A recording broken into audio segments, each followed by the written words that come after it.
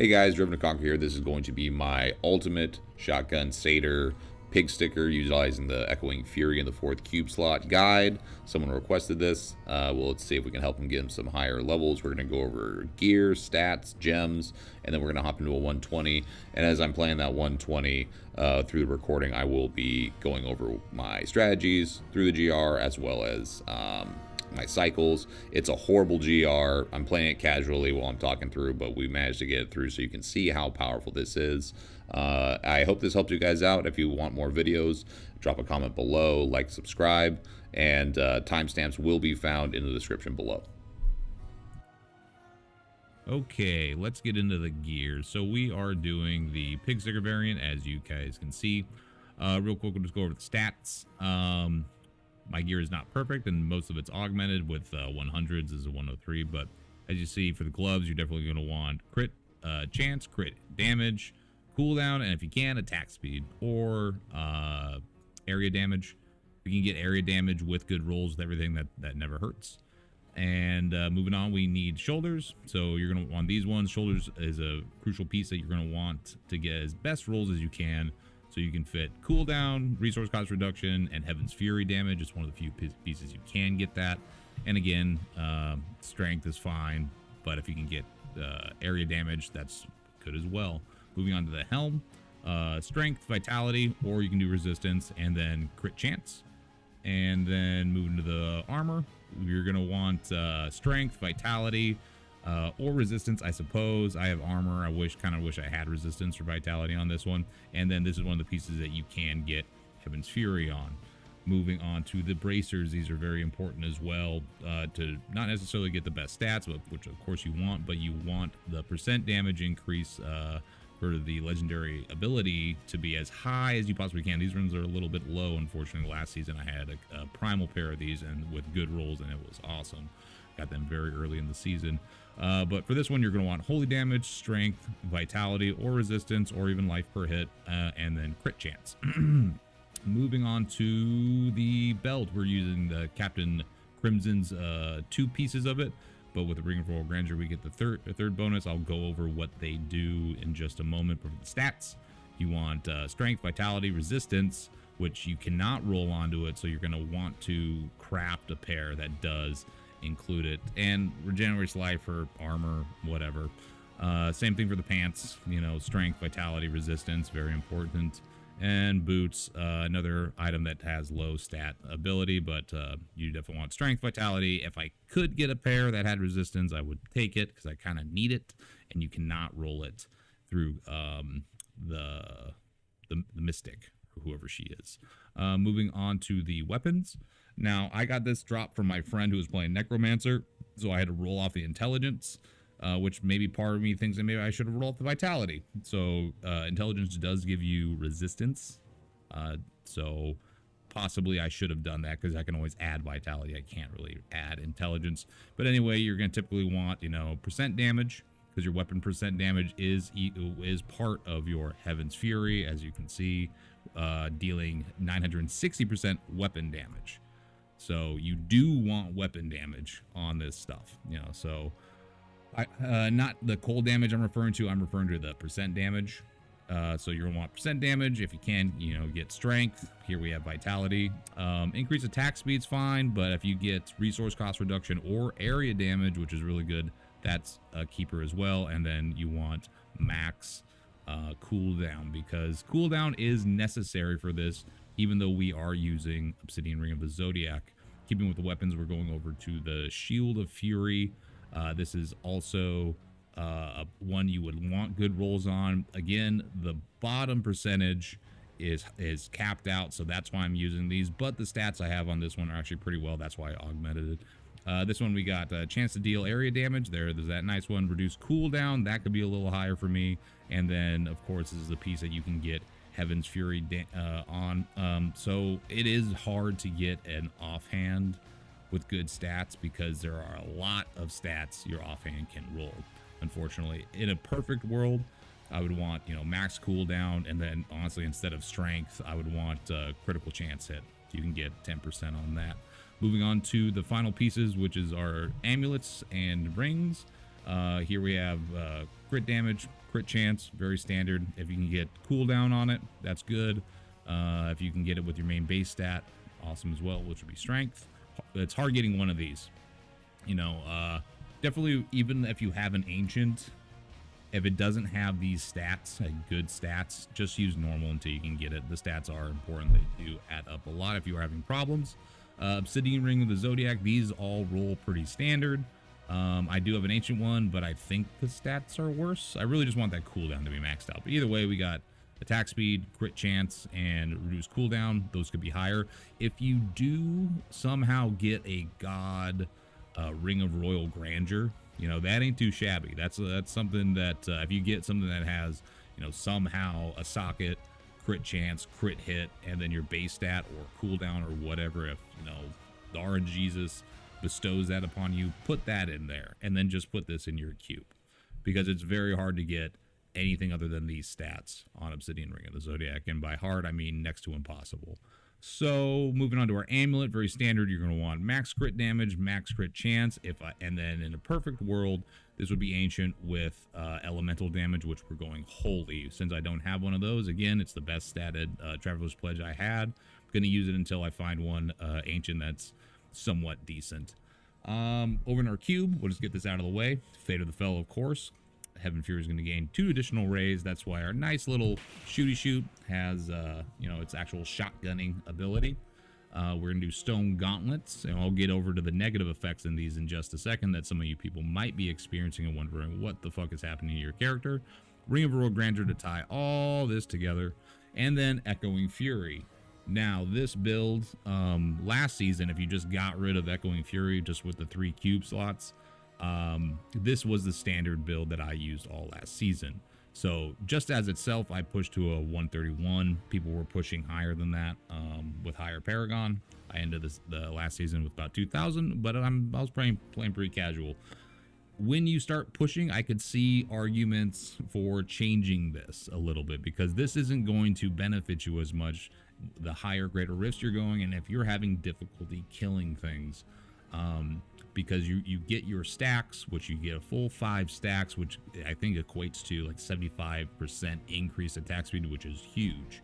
But anyway, if you're having difficulty killing stuff and not benefiting from this, my suggestion would be kind of, you know, it's dealer's choice at this point.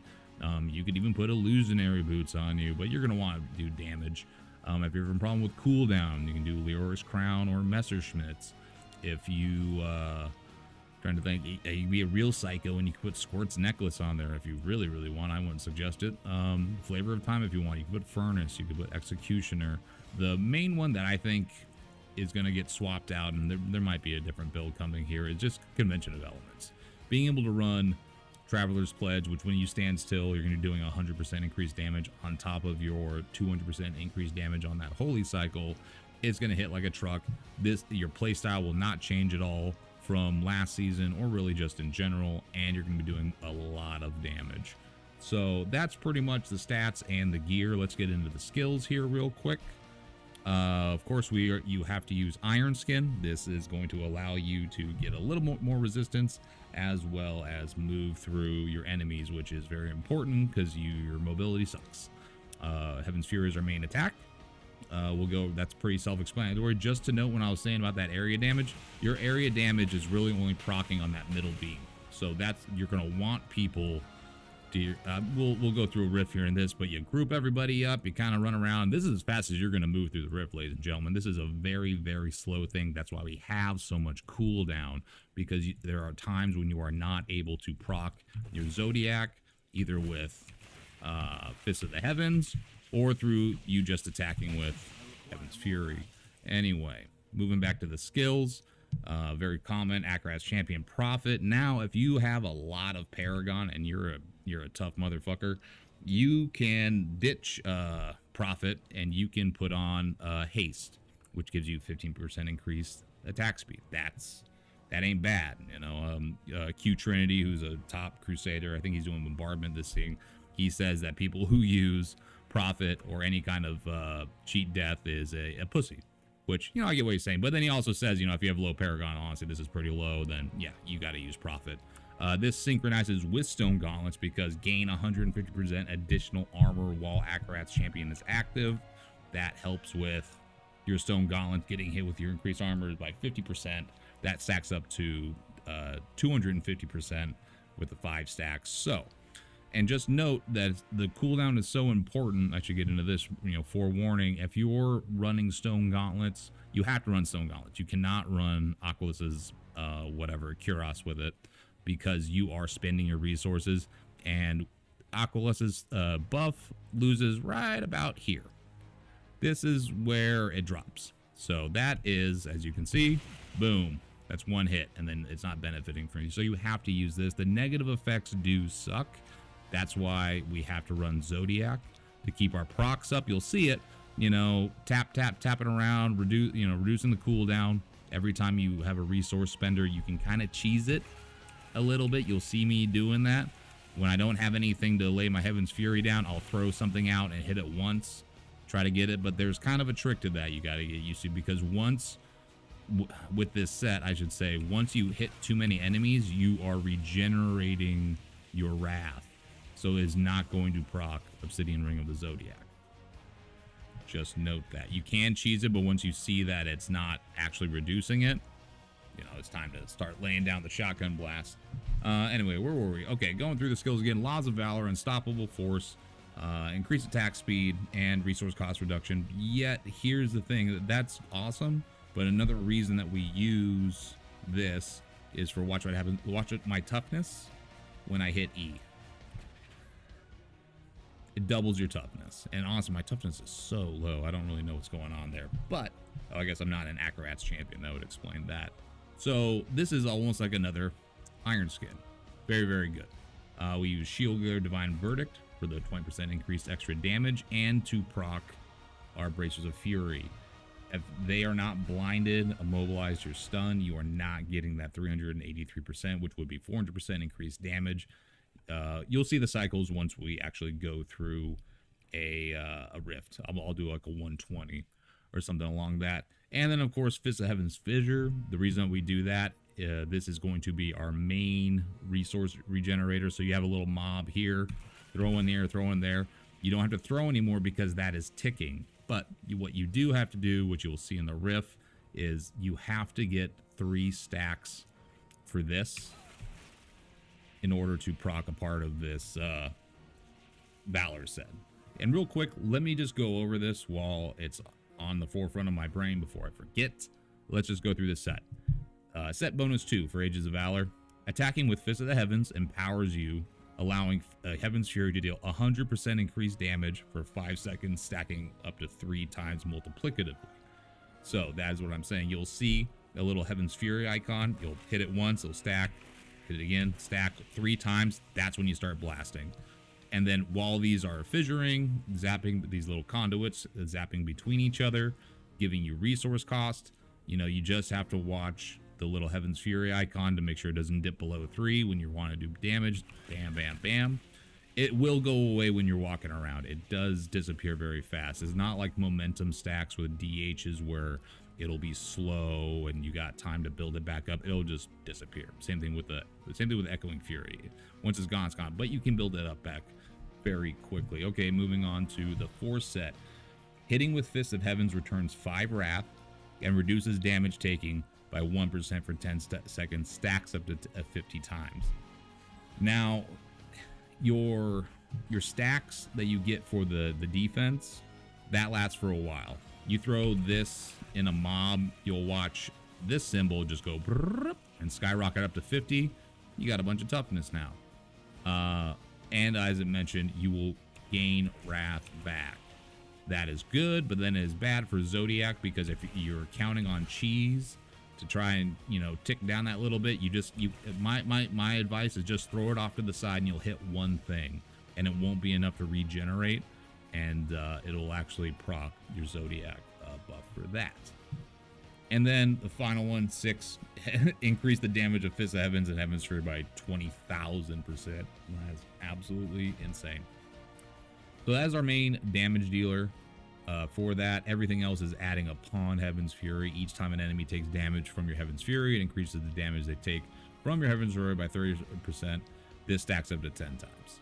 That's another 300% increase right there when you're on the Rift Guardian or whomever. Very important. And of course, as we discussed, you need to blind, or you can even use Judgment Debilitate, whichever you want. It's going to immobilize people.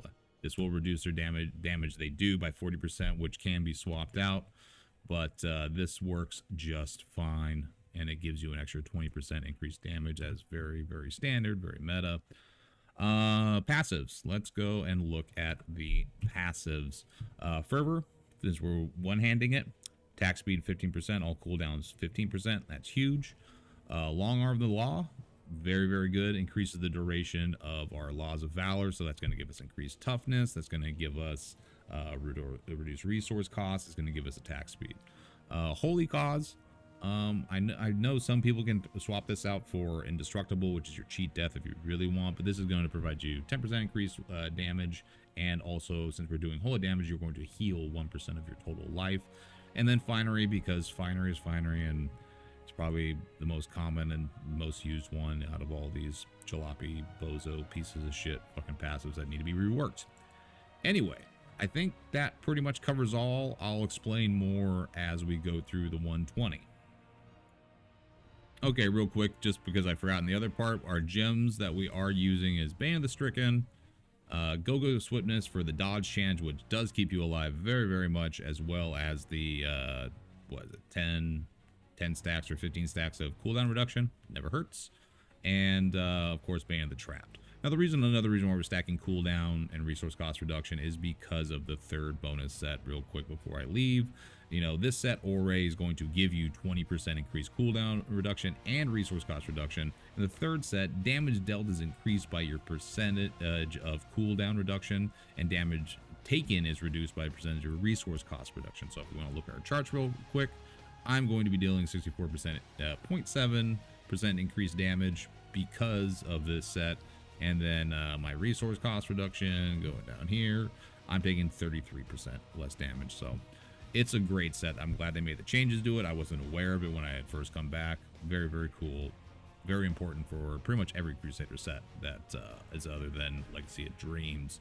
So just wanted to get that out of the way before we start this 120. And let us get going. Let's go. Okay, let's get going on the thing. The whole thing. So we got a yellow right away. Pretty sure he's a Juggernaut. We spam our fissures around. We don't just try to hit people with them. Our fissures aren't doing any damage.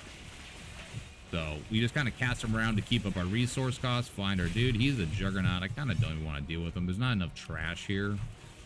And just a rule of thumb with Greater Rifts, if you have an elite like a Juggernaut or a Shielding or even a 5-stack Blues, and there's not a bunch of trash by them, or you can't bring them to trash, just walk away and just keep exploring the Rift. You know, here we have a little bit more trash. I'm popping my Iron Skin so I can walk through that big clusterfuck. Pop my Laws of Valor. We could maybe try to get some kills so we can get Echoing Fury up. As you see, the Frenzy Eye. We're at max now, and now we start blasting. Looking for that dude, can't see him because he's tiny. There's just not enough trash here, honestly, to justify staying. About to lose my frenzy stack, get one kill. You just need one kill. So let's see what we can do. Yeah, we're chopping them down a little bit. Problem is we're losing our trash. Let's just get the kill on.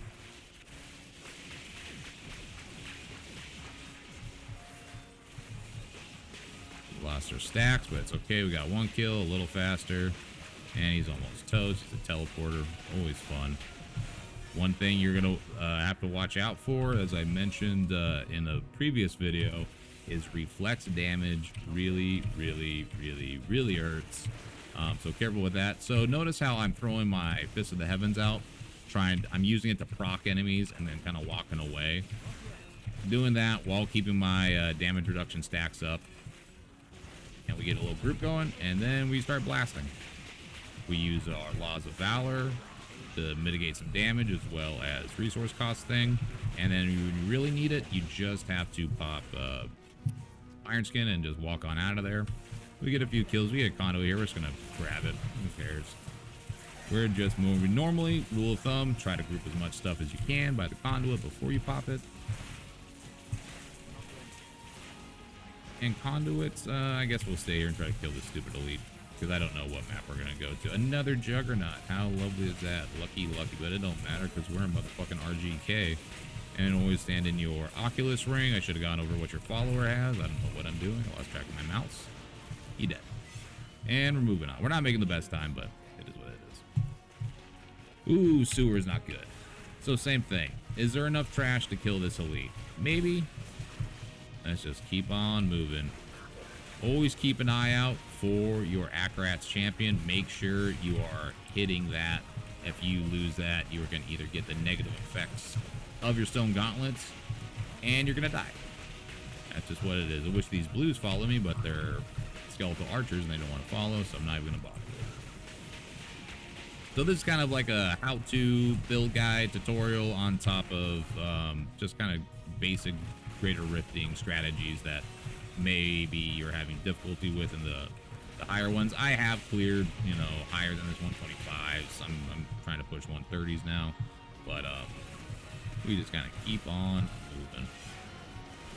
These maps are horrible, but we'll be just fine. Or maybe we won't. I don't know.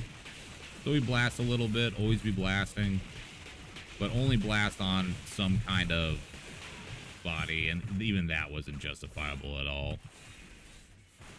So the moment you start losing, see, I had the negative effects of Stone Gauntlets there. The moment you start not being able to keep a consistent amount of uptime on Echoing Fury, it's probably time to change to Convention of Elements, or God, this map is horrible. Convention of Elements, Furnace, something else.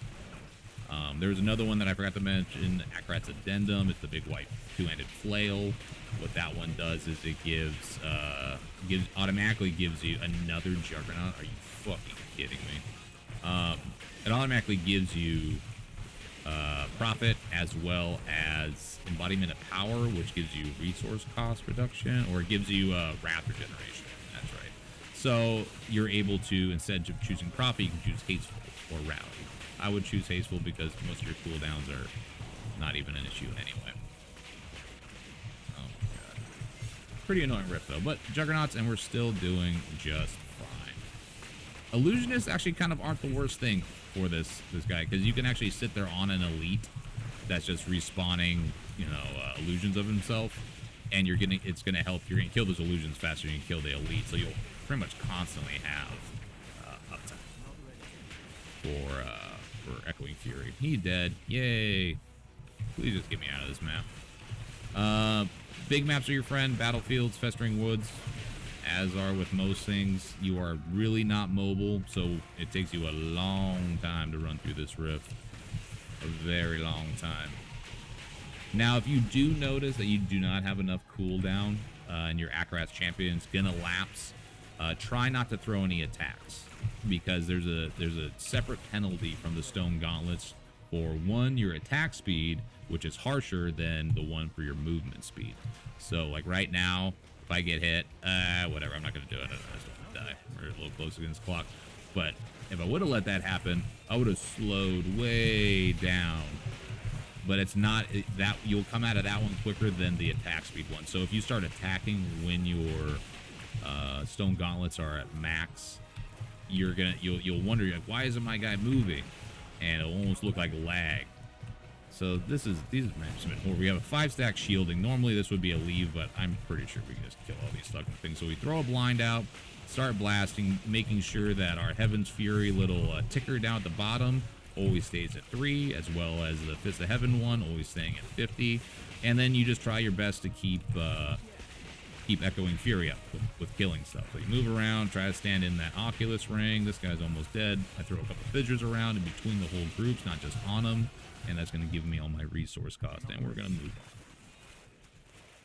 Yeah, these maps are horrible.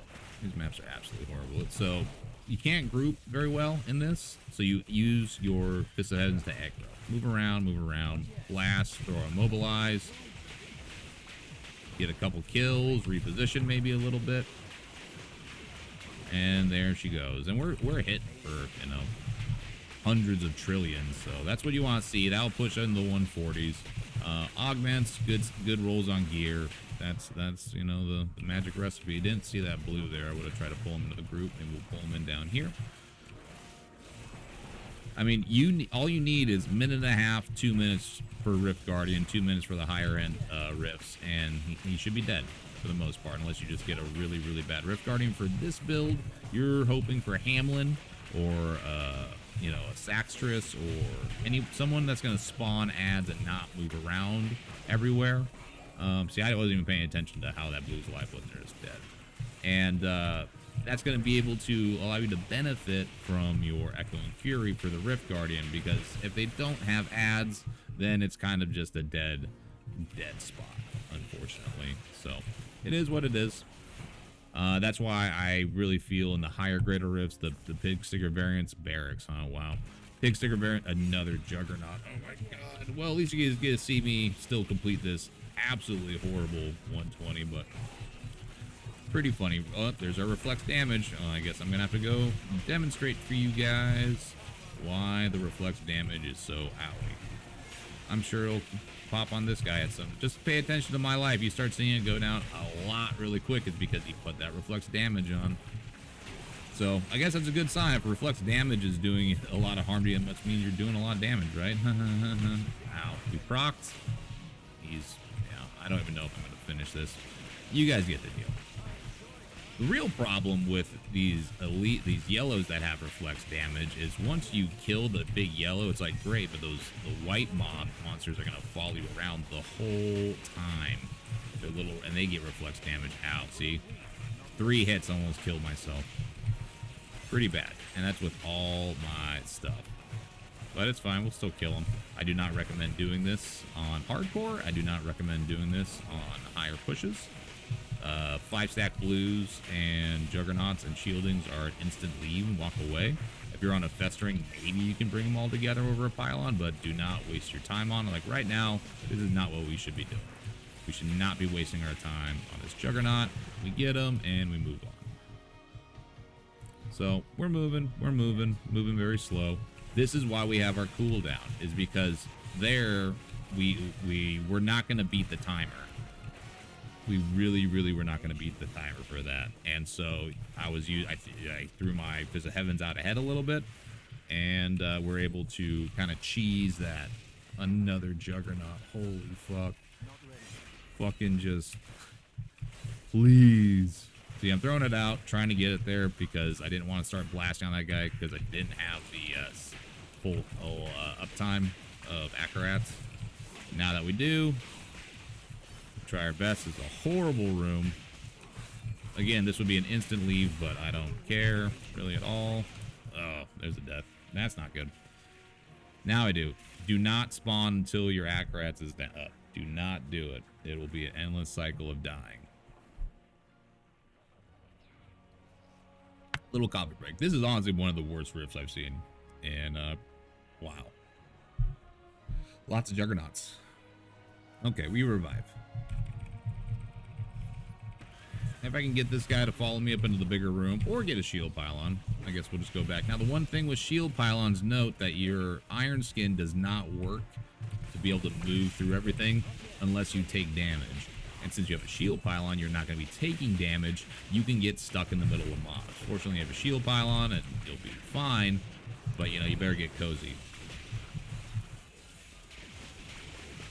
So we get a couple kills on him, and you know, he's a juggernaut. He's fucking going down, you know. We get that Echoing Fury, you know, those stacks with Stricken will go up pretty quick. So we'll see. Maybe we'll clear it, maybe we won't. But if we don't, it's because 1, I suck, and 2, these maps suck. Which one sucks more? You decide. Reflex damage. I mentioned in my other video, it's just been the season of reflex damage and wallers and shielding and juggernaut and yada yada yada yada. So 3-stack blues, kind of worth it. Now we're just kind of looking for some good mob density, some trash. Unfortunately, these guys don't really give a whole lot of progression, but we'll try our best. We will try our best. Oof. It's just pretty skinny. I'll even take another elite at this point. Nothing. Nothing. Watch, we'll kill all this shit. We get 1%, but that's from the remainder of what we killed the other thing. I mean, if we get a power pylon spawn on this, we're definitely big chilling, but we'll see. All right, the big guys are kind of worth something, so this should be enough. We got enough time. Unless it's a absolutely horrible Rift Guardian. 99, just kill this trash. There he is. He's on the other side. Wow. Choker. Horrible. Well, you guys will definitely get to see if I can pull this out of my hat. See my Akarat cooldowns. Not there. I walk away, throw a couple, get it back up.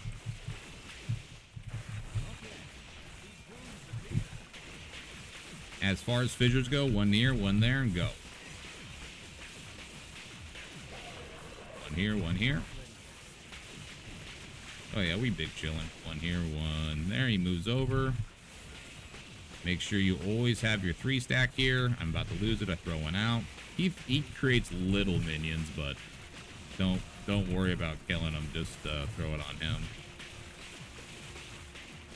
Just keep our stricken stacks up.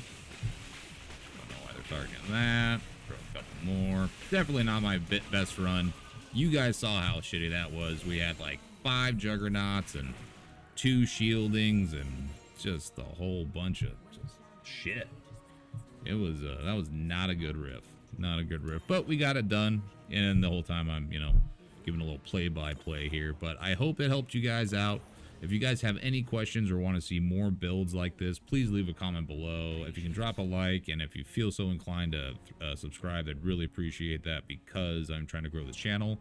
I stream on Twitch, usually from midnight Pacific Standard Time to 8 in the morning, and I will be factoring some daytime shifts. I have another build coming out for Blessed Shield here sometime this week, but I hope this helps you out, and I'll catch you guys in Sanctuary. Thanks for stopping by.